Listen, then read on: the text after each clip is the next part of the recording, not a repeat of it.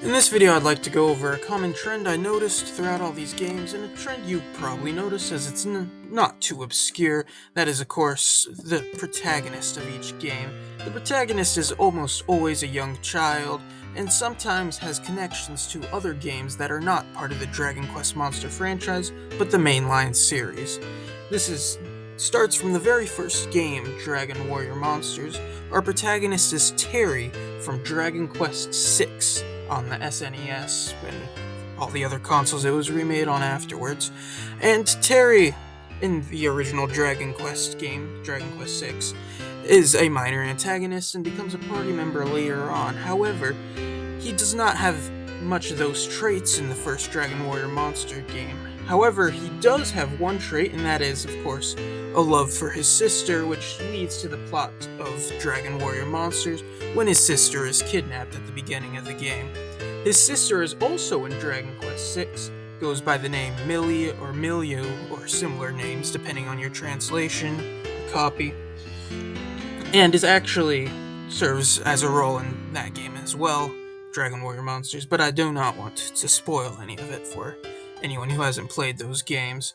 On Dragon Quest Monsters 2, Dragon Warrior Monsters 2, that being Kobe's and Tara's adventure, Kobe and Tara are both original characters and it takes place in an original location. Even despite this, however, they're both children, with Kobe being the older brother and Tara being the younger sister. You can also encounter Terry once you beat the game after you've befriended a certain amount of monsters.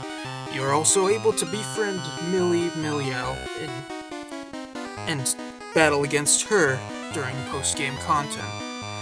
For Caravan Heart, I know it's a Japanese exclusive game, but just by looking at the cover, you can pretty much tell that it also has a child as their main character.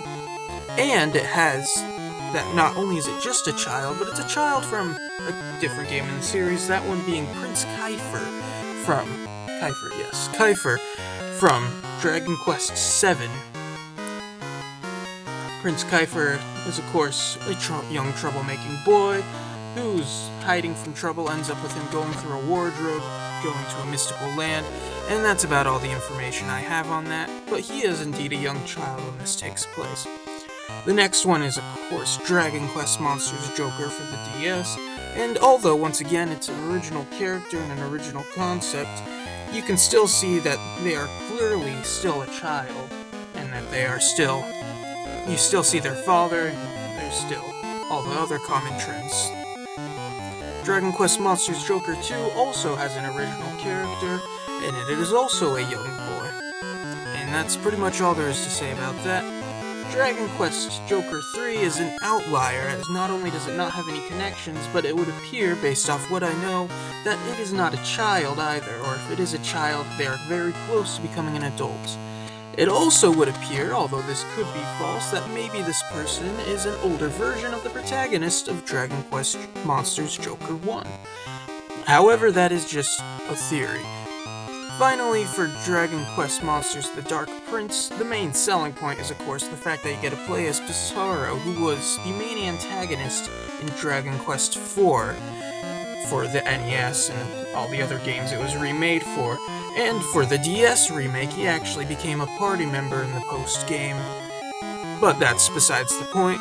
One of the main selling points of this game is that you get to play as the young Pissarro, who gets to play along as a monster tamer in the events of Dragon Quest IV. And if you've played Dragon Quest IV when you played The Dark Prince, you'll notice the parallels between the events in the story and the events in Dragon Quest IV.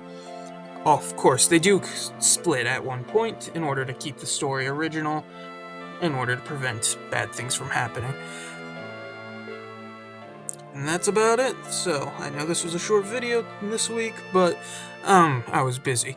That's all you need to know. So, if you enjoyed the content, you can do whatever you want with it. You can set it on fire, but I wouldn't recommend it. Subscribe if you care. If you don't, then don't do that, etc., etc., blah, blah, blah. Yap, yap, yap. I hope you have a nice day, and this was Defeater Assault.